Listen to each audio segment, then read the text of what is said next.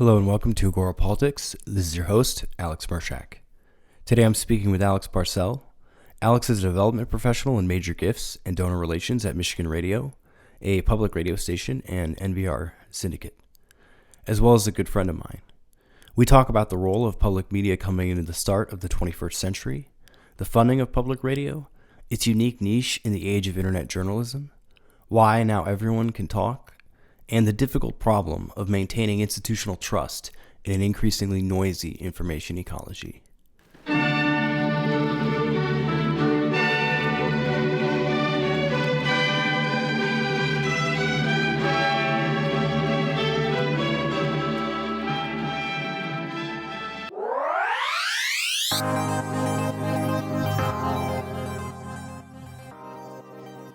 Hello and welcome to Agora Politics. This is your host, Alex Murshak. Today I'm speaking with Alex Parsell. Alex is a good friend of mine, a really independent political thinker, someone who is also now a fellow graduate of Michigan State University's School of Public Affairs over at James Madison College. And basically since finishing his academic work over there, he's been with the most important public broadcasting station here in Michigan, which is Michigan Radio. Alex, do you want to take a moment, introduce yourself to the listeners and tell the audience a little bit about what you do? Yeah, thank you. So I am a development professional at Michigan Radio. I work with our major donors, but I'm also part of the broader communications team, helping to shape the off-air messaging and communication with both our donors and non-donors of the station. So that's how I'm connected with public media. But like Alex said, I am also a graduate of James Madison College at Michigan State University, where I had the same major as Alex, actually, in political theory and constitutional democracy. And my interest in public radio is a lot less as a fundraiser and more as somebody who's really eager to participate in what I feel is the really important role that public media plays in our public discourse here in the U.S. And I feel like my educational background, together with how I work in fundraising, makes a big impact in that. Great. And so let's just get right into the meat of the topic, right away. Obviously, the media landscape has changed a lot, specifically within the last 20 years. You've got the rise of the internet. You've got all sorts of alternative and independent media operations that can now get set up at a pretty low cost and, broadcast all over the world. Even what we're doing here, sort of the podcast space, exists as sort of a parallel kind of media institution that in some ways rivals the potential reach of traditional radio or even overcomes it in certain instances. Where do you view the role of public media within this new landscape? And how do you think they're carving out a niche for themselves to maintain, their importance and relevance to their communities going forward? Okay. Well, I want to answer that. I want to answer both parts of that question in different ways. First of all, comparing public radio to, say, something like a podcast form, because you're right. If you take podcasts as a whole, they probably have a larger reach overall than a single public media institution. But then again, just as always, there's advantages and disadvantages to both. And so I certainly see there's a huge advantage in decentralized media in being able to explore and cover a huge variety of topics and even participate in journalism in very important ways. But I feel like one of the huge advantages that public media has is that it actually is both a centralized institution with a lot of the benefits of a decentralized institution, and that's due to the way that public radio in particular is structured, where people think public radio and they think NPR, right? Mm-hmm. The reality is that NPR is a very important part of what public media is. They're kind of like a central parent organization. But all of the stations that you listen to when you either, listen on your car radio or you stream online, they're actually individually operated and all over the country, right? So there's a degree to which public media fits into the media landscape in both a decentralized and a centralized way, right? Where it has all the advantages of having a really powerful, nationally syndicated, very well-resourced institution that is NPR to both cover national and international stories. And then that content is put out by local stations, which themselves will run local and state level content, with a similar level of vigor and quality. So to ask the question, how does public media fit in? It really depends on which station you're listening to, because some are more focused on entertainment, local news, maybe classical radio, and others, some of the larger ones, are focused on and are very well resourced in doing things like local and state level journalism. So it fits in a lot of different ways. So I did want to just briefly go over with you a delineation for those who might be confused about sort of the different terms that you hear around public radio, about the way that these networks are structured. So Michigan Radio is obviously, a public radio station here in Michigan that has offices in Ann Arbor and Flint and Grand Rapids. And as one of the collective of public radio stations around the country, it's one of the founding members of National Public Radio, right? Which is sort of the broader, known as NPR, the broader nonprofit public broadcasting organization. And as a founding member, it syndicates some of their programming, but it's also, adjusting all of its programming to the demands of the local listeners and the interests of their donor base, which, by the way, does constitute the majority of public radio funding. Do you want to get into the sort of the state of economics of public radio real quick? Because I think there's a lot of misconceptions about that. Yeah, sure. I appreciate that question and clarification. And I think I need to both address the funding and the structure a little more, because they're, you need to understand one in order to understand the other. So you're absolutely right. I'm actually not certain if the term founding member is correct, but we are what you'd consider to be a member station. Well, that's just what it says on Wikipedia. Oh, okay. It says you're a founding member. Well, we are a member station of NPR, which is to say that we are part of their network of stations that broadcast their content, and we actually pay for that content. We don't. We are not part of NPR as much as we're a partner to NPR, and so the way that works is if you think of a public radio station as if you think of their schedule, right, and you go from midnight to midnight and think about what's broadcast on the station. NPR has what are termed anchor programs, which are All Things Considered in the afternoon and Morning Edition in the morning. And those are their primary national news magazine shows where they do breaking news and features, and that's central to NPR. And almost all member stations will carry at least those shows. And then the member stations themselves will build out the rest of the clock with whatever content that they think fit to serve their audience with. Some of that content is going to be more stuff from NPR. Some of the smaller stations that can't produce as much of their own content, more of what they broadcast will be coming from, bigger organizations like NPR, PRX, or PRI. But for a medium-sized station like Michigan Radio, especially one that has gone out of its way to be very well resourced in terms of its own journalism and content production, we have a lot of our clock filled with our own programming, like Stateside, which is a daily news magazine we do, not to mention our news broadcasts, which our newscasts fill a pretty substantial amount of our time on air as well, and that's all local work. Mm-hmm. So that structure and that partnership and that balance it's unique to each station. And as I said, we actually pay for the privilege to have those national programs. So that brings us to the financial aspect, right? NPR scales how much it charges member stations based on their ability to pay, essentially, based on how much they themselves have in revenue and the size of the station. And then the stations themselves are responsible for their own budget.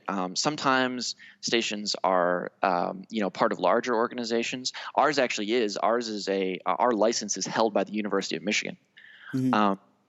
And some stations whose licenses are held by large organizations, those larger organizations actually are, responsible for a lot of the management of their budget. In our case, we are actually financially independent for, I think, almost 6 years now, where all of our revenue and all of our expenditures are our own.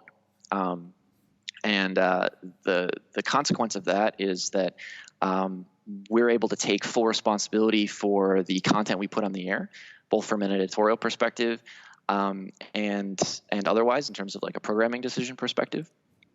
And that revenue, over 60% of it actually comes from just households and listeners. So in short, and I'm going on a little long on this point, but just to tie it in a bow, our revenue, 60 to 65% of it comes from listener households, members, who we call members. About 20 to 30% of it comes from what we call corporate underwriters. These are folks who pay to essentially say that they're underwriting us. It's not advertising, strictly speaking, because the rules are different. They can't message. They can just say that they're sponsors of us. And then the other small percentage is broken out into things like the cash we get from CCP or CPB and other national sources. So we're a truly independent station. We're beholden to our listeners most primarily. If you consider us a business, our listeners themselves are our largest shareholder. Yeah, definitely by far. I think, over 55% of revenues are coming from listeners alone. So the vast, a good majority.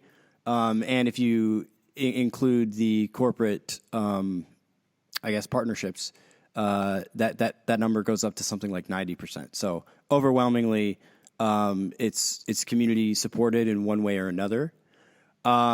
I did want to ask you a little bit about the way in which your listenership skews. I would assume that the donors who support the station are somewhat reflective of the demographics of your listeners. If not, maybe they're a more extreme version of your average listener. But Michigan radio listeners tend to be very well educated. It boasts here actually on the Michigan radio website that they're 208% more likely than the average American to have completed a graduate degree. And that 87% of your listeners agree that being well educated is very important to them as a statement. There's also, a high level of affluence among Michigan, at least among NPR listeners, according to the Michigan radio website. They've got a much higher than average income for NPR listeners, so it's around $102,000 a year. So, how do you think the listenership for public radio? How do you think the demographics of that, in terms of education, in terms of income, skew the content that gets produced? And do you think that there are opportunities that exist for public radio to have a more equitable appeal? Because I think a lot of people would be surprised to learn that something like public radio tends to have this sort of more elite demographic. Yeah. So are you asking about, whether or not or how public radio could or should have a more diverse listenership, or are you just asking me to comment on the nature of the listenership? Well, I guess there were two questions there. One was, how could they maybe have a more diverse listenership? But the other one was just, if you think that there's an effect on who the listeners tend to be, that carries over into the programming and the kind of interests that get picked up. Yeah. I don't have any specific examples that I'm going to pick on here. I was just wondering. Yeah. So, I want to preface all this by saying that I'm not a programming decision maker. I obviously represent the station. I don't run it.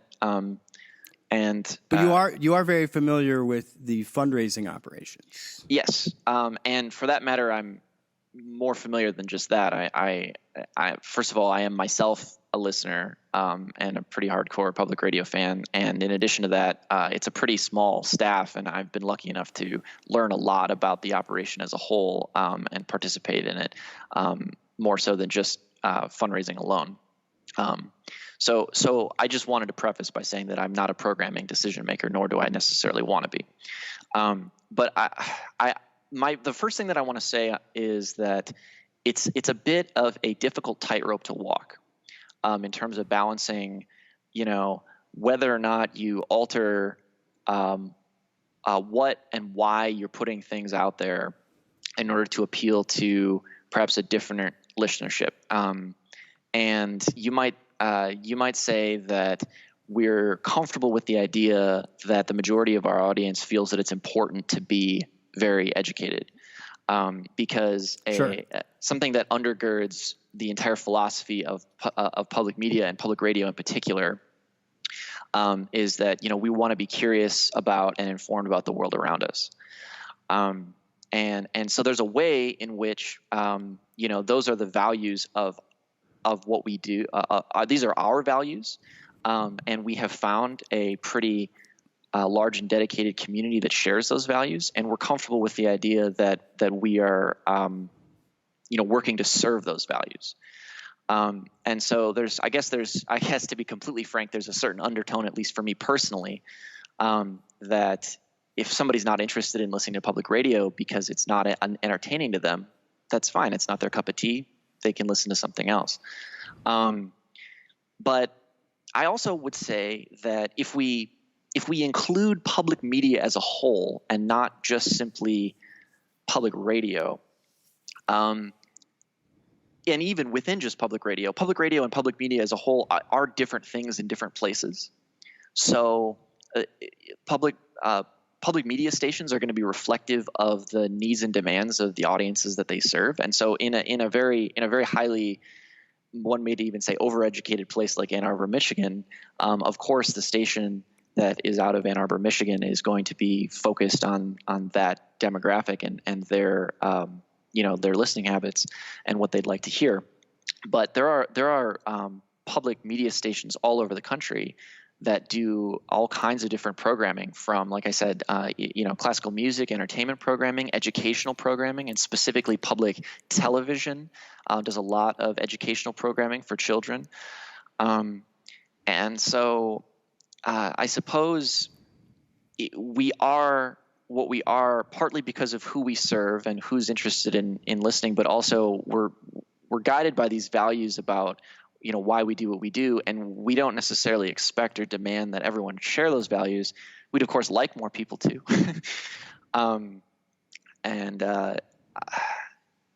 As our listening population ages, and as we're conscious of changes in how people consume media, I will say that we are very conscious and attempting to adapt to how people are consuming media and making sure that we engage with other demographics. But we are not going to do that by compromising the philosophy and our values that have led us to the kind of programming that we have. It might be delivered in a different way, and it might be packaged up in maybe a slightly different way. Michigan Radio has actually gotten into the podcasting game. Michigan Radio has a really robust online presence, both on social media and on our website, which serves as both a streaming platform and where we have web exclusive news, etc. But the values are not going to change, nor do I think they should. Well, yeah, I mean, I definitely see, a value in remaining consistent with sort of the ethos of public radio as it's been. So you're correct that they are beginning to move online, and you are seeing that. Obviously, NPR actually dominates much of the podcasting space. And so it's not as if public radio was sort of late to the party on adopting these technologies, or if they were, they at least managed to do so quite effectively anyway. And I see these running as somewhat adjacent. But I guess the issue, and here's the thing, I have no issue at all as long as, public radio keeps providing a good service to their listeners, and they keep getting support from their donors. I mean, it seems like overall it's a very symbiotic relationship that's going on. It's a self-sustaining enterprise. So I have no qualms about any of that. I guess what I'm trying to get from you is, what niche do you think that they're filling that isn't being filled elsewhere now that there's so many other avenues for consuming your media? Because obviously people are still choosing to listen. Heck, people aren't even listening on the radios, in their cars anymore with everything shut down, but they're still listening to Michigan radio online. Yeah. So what do you think that they're offering that's missing everywhere else? Because people aren't getting What's this their value add? Yeah, people aren't getting this from the New York Times. They're not getting it from their local newspaper. They're not getting it from YouTube or, from the plethora of other potential outlets that are available. Well, okay. So what are you doing different? Yeah, that's a good question. Part of it goes back to the way we were discussing, the point that I made earlier about how there's pros and cons to being, a part of what we might call the decentralized new media, and then there's pros and cons to being, what we might call the golden standard of centralized media. The core issue is that there was just a scarcity on who can and who could not have the keys to broadcast before, based on the available AM and FM channels, period. Right. There's a certain number of bandwidths that you can broadcast on, and if you don't have a license for one of those from the FCC, you don't get to talk. And now that's different. Everyone can talk. Right. Everyone can talk, but I would almost go so far to say that for the same reason that we've seen these the failures of, say, the local newspapers and the kind of old guard local media. Public media is kind of thriving right now, and as I was getting to, I think that public media and public radio in particular is kind of uniquely situated to be the best of both. The pros of the power, credibility, and resources of centralized media, and also the pros of this kind of in the trenches, diffuse form of more personal journalism that's taking place. And I think public radio done correctly, done well, gets to check off most of the boxes that make each of those things good in and of their own right. So part of that has to do with the structure that I indicated, where you have these local stations that are serving, smaller, more and are more smaller audiences and more in tune to their audiences, while also having the power and credibility and resources of the centralized institutions. Part of it is the structure, but part of it is also the way the information is delivered. I think if you were to compare, say, a newspaper to All Things Considered, a public radio anchor show, both are curated, right? And this is actually one of the key differences between podcast media like podcasting, this sort of new decentralized media, and public radio, which is that public radio still very much is, if you're talking about our signal only, it's very much a curated product, right? Unlike podcasting, where as the consumer, I go to iTunes and I'm like, oh, what am I interested in hearing about right now? I'm going to go on YouTube and I'm going to be like, oh, what interesting biography am I interested in listening to? What video am I looking for? The idea behind the public radio institution is that there's an element of trust, where the listener comes to us because they're like, okay, I trust that this institution is able to, put together a picture of the world that is useful to me, right? Because I, as the listener, don't have time to dig my fingers into literally everything that's going on out in the world, right? But at the same time, I do feel this kind of more local connection on the community level to this station that I donate money to and that I trust, right? Mm-hmm. And so the relationship is such that we have the trust of our audience, and so because of that, we're able to behave like a New York Times or Washington Post, but we also have the connection to our audience, so we're able to behave like a YouTube channel, if you will, in that trust element where it's like, oh, I feel like I'm a part of this community, and like I said, I feel like it's I'm exaggerating a little bit for the purpose of the argument, obviously, but I do feel like there is that degree to which the public media lives in both of those worlds, and I think that's a tremendous advantage because you still do need trust, credibility, and institutional power to actually do the kind of journalism that we need. Not all the kinds of journalism. I'm not going to say that to do journalism you need to be well resourced, but there is definitely kinds of journalism that are necessary that do need to be well resourced. And that is one of the most important things that public media does right now, because our resources are not tainted by the kinds of corporate and other institutions that exist out in the world. Our resources come from our audience, and yet it's still a very powerful, well-resourced engine, right? And so that's what makes it unique. That's the role that it fills. That's its value add.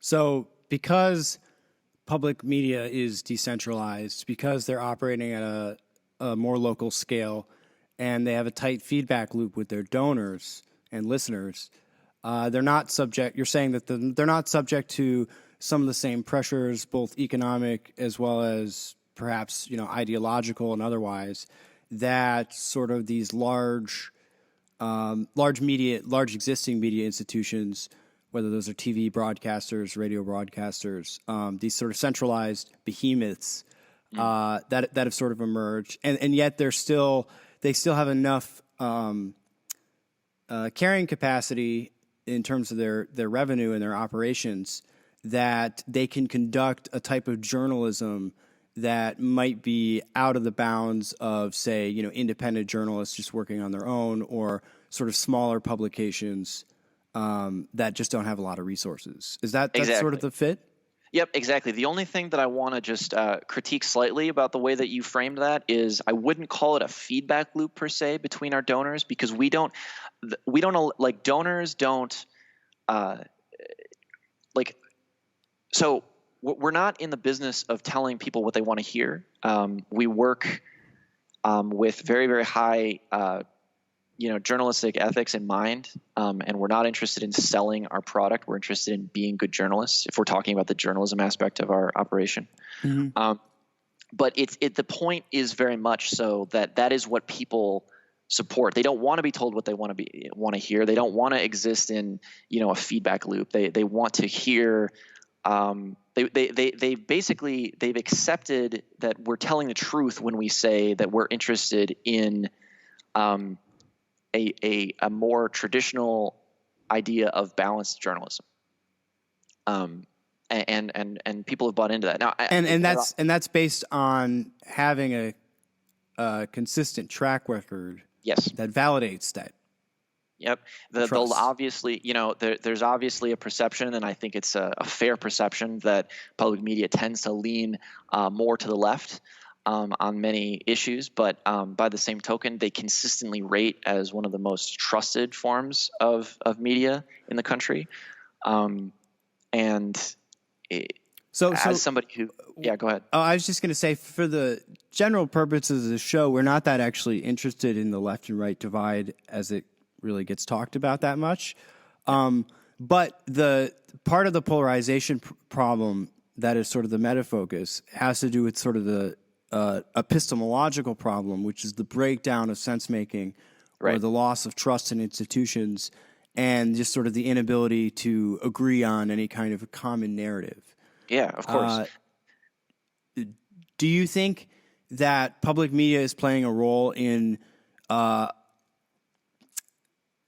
maintaining an existing public narrative in common, or perhaps generating a newer one that we could go off as a baseline? Where do you see it within this sort of, because you keep talking about how, well, like, the strength is that they trust that we're going to follow through on our ethical commitments, And values, yeah. that's sort of this meta process of how we arrive at the journalism that we deliver is maintaining an integrity that maybe is getting harder to find these days. And I would actually agree with that from what I see. I'll be honest, I don't pay a lot of attention to public radio, but when I do, it looks to me as if it still operates as a fairly balanced news source. Obviously, there are going to be biases, conscious and unconscious, that get into any kind of enterprise.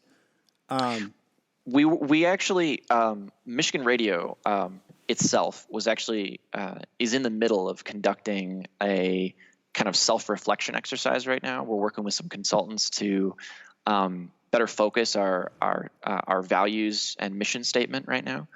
And our entire staff have participated in one way or another in that internal conversation. And so it's really interesting that you bring up, of course, there'll be biases, because journalists, at least in our case, not only are our journalists very well aware of that, but they're openly willing to say, we work hard to meter our biases and be aware of our biases. We'll never promise not to have biases. All we can do is promise to be aware of our biases, and not, operate with our biases in mind, as best as we possibly can.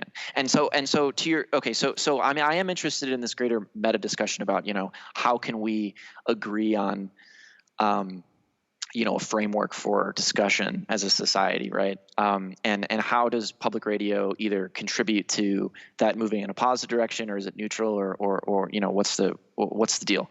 And you're right to say that that's a very different conversation at the end of the day, than is public radio a left or right leaning thing. Right? That's not the same thing at all, because you'll have some people who are more right-leaning say, I really appreciate, listening to public radio because I feel like it's a balanced news source. And then you'll have people who are very, very far left-leaning, persecuting us because we let Trump get elected, or whatever the narrative is, right? So let me just give you an example of this that's not going to be as like polar as something like that. So just for this example, the World Health Organization, right? Mm-hmm. They committed some pretty terrible fumbles with their handling of the coronavirus situation. Initially, by telling people not to wear masks, right?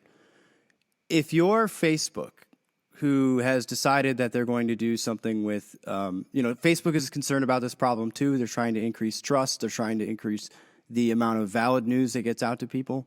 Mm. And their solution to this is, well, we're only going to allow content that either echoes or supports authoritative sources, right? Mm. And if someone like Facebook says, okay, the World Health Organization is now an authoritative source, therefore they're something that we're going to regulate, and anything else that contradicts that we're going to get rid of.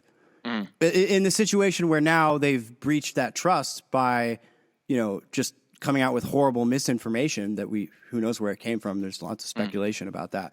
But the point being, if our authoritative sources themselves can't be trusted, how do you avoid falling into this this trap of like this cascading collapse of truth? Because it may not be that I don't trust Michigan radio, but it may be that there are further along institutions of sense making and trust that you're in the habit of sharing with your listeners, right? But that I may encounter and say, well, that's not trustworthy. Therefore, this other organization that's basing its reporting on this is also not trustworthy either, because I think that they have an agenda, Yeah, so I think it's really important as a consumer of media to try and recognize when an institution like either WHO or a news organization like Michigan Radio, let's play that out, right? And let's ask the question as a listener, how do I perceive and how do I interact with that as somebody who's interested in not being just fed a narrative, right? And so I would say to myself, okay, well, the WHO's said that initially maybe people shouldn't wear masks, and then as an authoritative source, traditional news organizations, and I would clump public media in as a more traditional news source, right?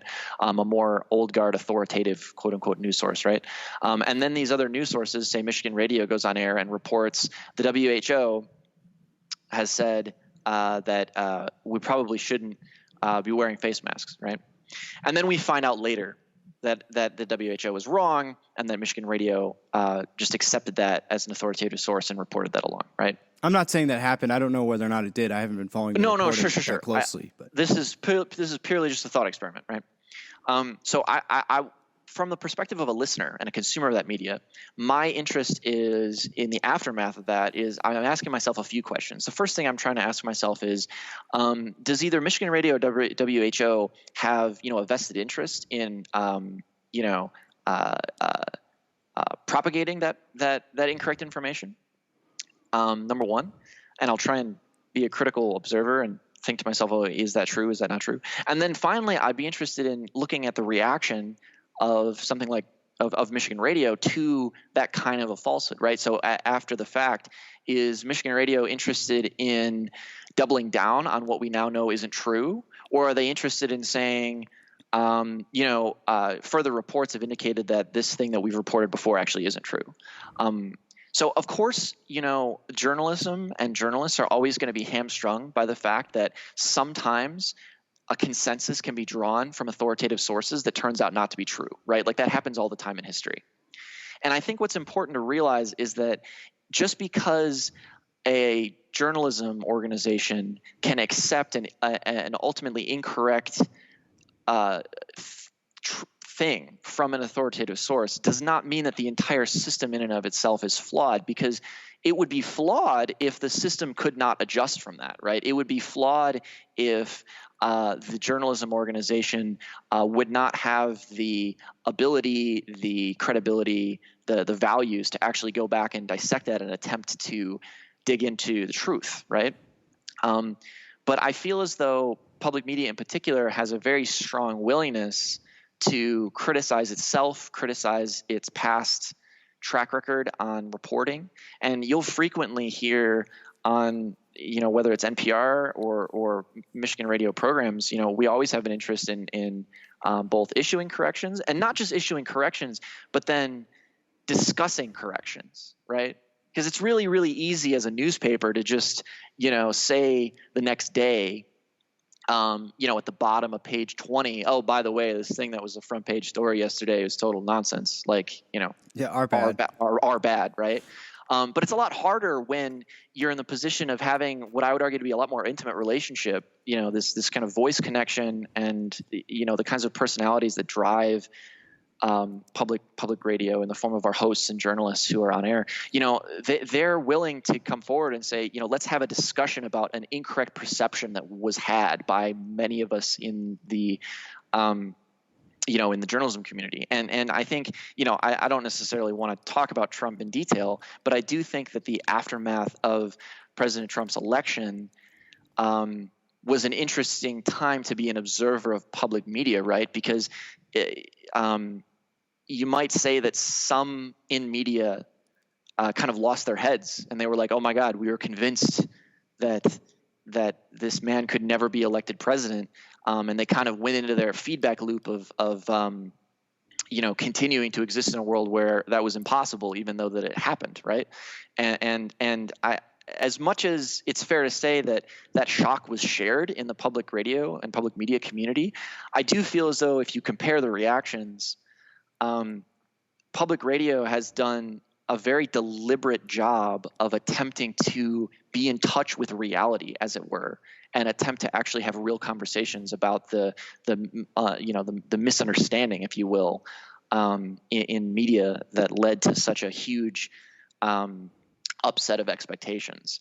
And so, as both as a part of that community professionally and as a listener, I would use the word proud to be able to listen to programming that was actually attempting to ask genuine questions about what different kinds of people in this country think and why they think it, as opposed to simply, parroting a narrative about how insane it is that the president is the president. Mm-hmm. So I want to move this now into a totally different direction here. Please. Your listenership is all over the state of Michigan, obviously. I assume you have listeners all over the world. Is that correct? It is, but it's obviously mostly concentrated in Michigan. Yeah. And, based on some of the stats I brought up earlier about the education level and the income level of sort of the profile of a NPR or public radio listener, I did have an interesting question for you, which is how are you doing with young people? Is there a generational turnover that's happening right now in public radio? Are you experiencing that as well? Yeah. So earlier I had noted that we're well aware that our audience and our both our listenership and our donors skew older, and that population is continuing to age in a way that might cause us some amount of worry as we look into the future. Some of this is, in my opinion, less due to public radio becoming less relevant and more due to the economic realities and differences between the generations, right?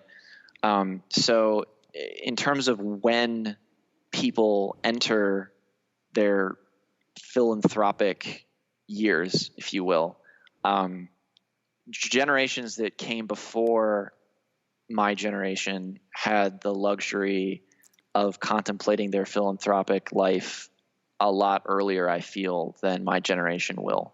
So just to be clear for the audience here, you and I are both millennials. Yes. Yes. So, I part of this is my strong opinion on this matter is that the millennial population is lagging behind for reasons that I think are fairly obvious in terms of basically having different economic starting points in many cases. But I do feel as though that millennials will catch up and ultimately behave in a philanthropic manner that is similar to their predecessors. That's part of it. That's my statement on the matter. There are worries, though, that from a setting aside their ability to be philanthropic, how millennials tend to be philanthropic is also somewhat distinct from their generations ahead of them, and in many cases, it seems that younger people do not identify with the same kind of messaging that is persuasive to older generations in terms of why one should give and why one should participate in the community of donors for something like public radio. So that is an ongoing discussion within the public media fundraising community. But I will say that that ongoing discussion is both vigorous, well-informed, and we're in a position where I feel prepared to enter the next couple of decades with a plan, as opposed to simply blowing in the wind, if you will. So I have a question about that. How much of that do you think is due to the effects of growing up in a different kind of media environment? So, for example, much of your donor base is probably constituted by boomers and even some of the silent generation, given the education level, just the pure education level and income level stats would tell you that. Yep. And so you have right there one generational cohort, the silents, who would have experienced radio initially as the dominant medium. And by the way, Michigan radio has been around for a while, so it's not like it's new on the block in that respect. So what I'm saying is that they've been conditioned to interface with the news and with their media information through that medium. And then you've got the boomers, where you have television rising as the dominant medium, and that goes all the way in through the 80s and into the 90s. And now you've got the internet rising as sort of the next dominant media interface, infrastructure. So Gen Z, my cousins, for example, you and I remember, even as we were kids, growing up, and perhaps your parents or grandparents or some adult in your life, whoever, turning on, the local NPR station. Maybe for me, it actually was Michigan radio, And that like precise format of like, okay, Terry Gross is going to welcome me into all things considered. And sorry, did I screw that up? Yeah, no, it's Terry Gross' Fresh Air. Who does all things considered? A lot of different people. Well, okay. So Terry Gross is going to welcome me into Fresh Air. There's going to be a 15-minute digression on the topic of the day. And then there's going to be an exit lude. There's going to be music. And then there's going to be, corporate sponsorships and, thanking your donors and so forth. This is a very, very structured pattern that your mind is actually settling into a groove when you're listening to it, right? And it's the same thing with television. You've got timed breaks. It's all very consistent, very regular. The shows are specifically crafted in a very precise way so that you understand that your consciousness is actually entering into some sort of structure that they've created.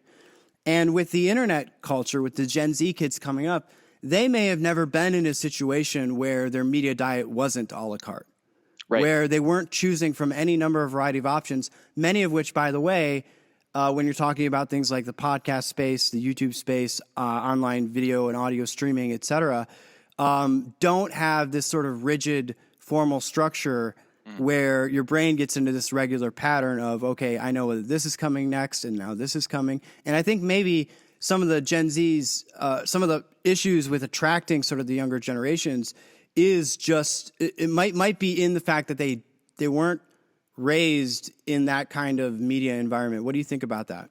I think that's very true. I like the terming of it as the kind of a la carte media. It's exactly the same dichotomy that I see. This is what I was referring to earlier, which is you have your curated media, and then you have your on-demand media, right?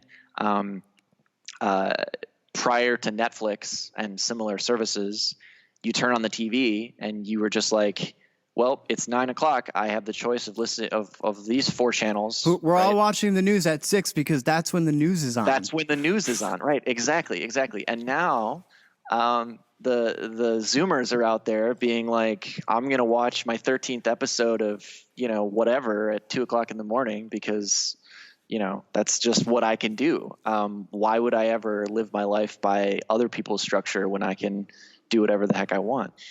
I think that is interestingly, I think that is both a huge problem and its own kind of advantage for public media, because this goes back to what it means to be curated, right? The huge disadvantage of curated media is what we just discussed, which is to say that it's on someone else's schedule, right? But the huge advantage is the level of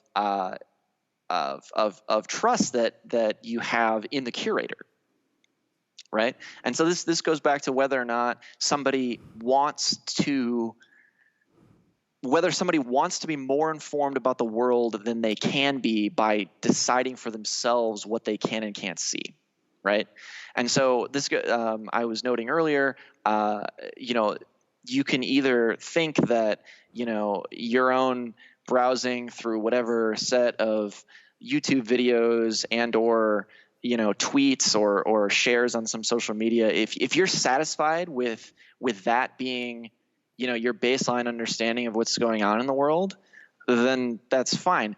But I think anyone who maybe is just a little more knowledgeable would realize that there's no way simply by self-research are they going to be able to get a well-rounded perspective, right? And so that's where we take advantage of the fact that we do have institutions like public media that have the resources and values to create this curated product that is the airtime, right? And for those who recognize its value, they'll say, wow, it's actually wonderful, convenient, and appreciated and valuable to me that I am able to trust the curators and consume an ultimately much more powerful product than simply the kind of short attention span a la carte consumption of media that exists. And what's crucial there is whether or not subsequent generations are going to recognize that value. I'm convinced that the value exists. I think that it is fairly obvious that the value exists, right? But the question is whether or not that it's going to fit into subsequent lifestyles, as you were correctly noting. And my gut tells me that it will, and my gut tells me that it will much in the same demographic fashion that it always has. I mean, we've spent a lot of the time having you ask me to come back to this notion that public media ultimately has this narrower, more highly educated, more affluent demographic. And I think it's simply always going to be the case that folks belonging to that demographic are going to have both a busy enough life combined with the wherewithal to recognize that the kind of service that public radio provides is valuable. And I think that people will continue to value it. And it'll just be a bit of a journey to figure out exactly what path millennials and Zoomers will take to recognizing that value. And then on the other side, it will be an interesting thing to see the course that public media takes in order to link up, what they're doing to what those generations will find valuable. Mm. Do you think there needs to be a passing of the baton? In terms of like the programming and yeah. So you're not gonna change the economics of the donor base until basically you get all these inheritances handed over. Yeah. Okay, so passing the baton. There's the big baton passes, right, that happen between, like you were saying, between radio and TV and the internet, right? Those are the huge batons that pass. I guess what I'm saying is they say that science proceeds one funeral at a time. Do you think the same thing is true in our media, public media? I think that as a medium, public media has proven to be more adaptable than you might think, given the perception of the media. And I will fully acknowledge that public media perhaps has a reputation of being, old and stuffy or what have you. I want to note that because of its decentralized nature, there's a degree to which all of these different member stations are behaving almost like laboratories in their own right to attempt to discover for themselves what does and doesn't work. Like the 50 states. Like the 50 states. Shout out to federalism. Shout out to federalism. So there's a degree to which the decentralized nature of public media contributes to that experimentation. I will also note, to push back a little bit about to the comment you made earlier that that Michigan radio in particular has been around for a long time. We just celebrated our 70th anniversary 2 years ago. Congratulations! Thank you. We're very septuagenarian. Yeah, boomer. Yeah, boomer. But it's interesting to see. I mean, as much as Michigan radio is 70 years old, it looks nothing like it did 70 years ago, obviously. I mean, to say that Michigan radio is 70 years old is a great tagline to put on some marketing, but Michigan radio as it exists today is probably barely a decade and a half old. When Michigan radio started, it was two guys at the University of Michigan being like, hey, this newfangled radio thing is probably going to take off. We should, figure that stuff out. And you fast forward through decades of Michigan radio essentially being basically just a place where you could hear, University of Michigan football game casts and lectures broadcasts from the university on through the age of classical music and the old model of, NPR in the evenings and classical music and educational programming. And now finally you come into the future with this kind of newer model of a balance between local and national programs and the heavy focus on journalism. Michigan radio has only been it's only really held water as a flagship journalism organization for a small portion of its life, right? I mean, we've always had a newsroom, but has the newsroom been breaking important state level stories, or was the newsroom 50 years ago basically, what cool new thing has the science department at the University of Michigan cooked up, right? When do you think it became a key player in our state news? I am not familiar enough with the history of both Michigan journalism and the history of Michigan radio itself to answer that question definitively. But as I said, it has been a very powerful player in state news and journalism for, at the very least, nearly a decade. And however much longer than that, I'm not sure. Now we are, we're widely recognized as probably the single most powerful newsroom in the state by some metrics. That's probably arguable, right?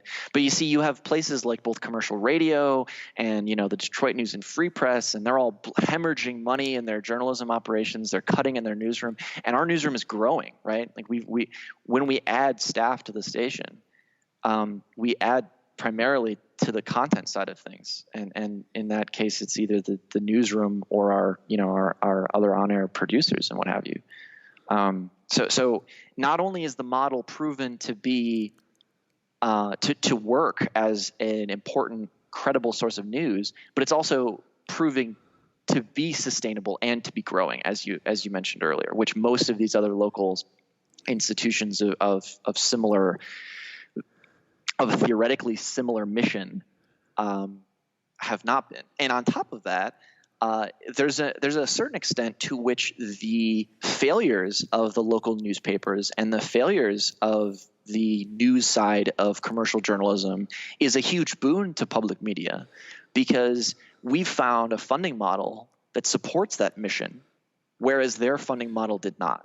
And so, wait, hold on. So, I mean, obviously, the most obvious capitalist argument is just, well, obviously the other local stations failing helped you because you have less competitors. How specifically is the alternate funding model and the different, I guess, just fundamental business model, how has that allowed you to survive instead of these other ones? Some of it, I think, has to do with focus on the mission, right? First of all, being a nonprofit with a very specific set of fairly easy to understand values and a set of donors that contribute and share those values, that's very distinct from, say, a news. Well, first of all, it's distinct from a radio station, right? From a commercial radio station, and it's also distinct from a newspaper. And I mean, the simplest highlight in terms of the difference is, their funding model was advertising based, right? And the whole idea was, we're going to generate enough eyes on us to be worth the investment of other interests solely, and that was their entire funding model, right? Obviously, there's a certain extent to which isn't a subscription model, yada, yada, yada. I don't actually know how, what the breakdown is between advertising and subscription revenue in terms of a paper, whether local, middle-sized, or national. But we don't advertise, right? Like our whole thing is that, we do this. This is why we do it. If you value that we do this, pay us so that we can do it. And as it turns out, that works. Mm-hmm.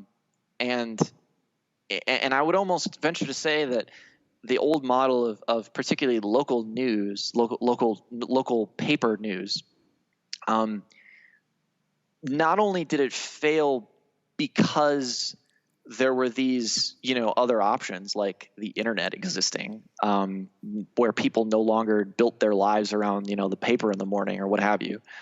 But it also failed because they didn't focus enough, right? Like they didn't have a focus of mission and values. They simply existed. They just were always there. They were like, okay, we're here to let you know what's going on in the county, I guess. And here's a crossword puzzle, and that's not to belittle the work of the old guard local journalists, because I understand that the same journalistic values were likely there to some extent. But on top of that, they were also tied up in, the interests of their advertisers. They were tied up in the interests of local politicians. And they had all of these things pulling them in different directions. So how could they possibly survive in a world where they were no longer the only gig in town? Suddenly you've got all these other places that are cropping up and saying, we are focused on this. And the newspapers were like, we're here to do all these things, kind of, buy a paper, I guess. And that's kind of how I feel like they died. As much because their competition came in, it's not just competition that kills things. In order to be outcompeted, you have to be doing something bad. And I feel like that's what happened. Yeah, I mean, I just think there were just fundamental shifts in the economics of it. The fact that, being geographically based in a specific location doesn't necessarily grant you the same privileges and opportunities anymore when everyone's broadcasting. You end up getting just really strong network effects in high population density, high capital density areas that were already, larger than you, and they just sort of compound those gains. One of the things that I think is interesting that you talked about there was the way that you view the teleology of the funding model, which is that, if you like what you're doing, then pay us. And if you don't, then, you don't have to pay us. Go pay someone else. Because that actually is the model now that's being adapted widespread by internet creators. Initially you had the rise of the web, where they were trying to sort of just copy this sort of existing model for media in print, which was, again, selling advertisements. Now advertisements, unless you're Google, are basically worthless.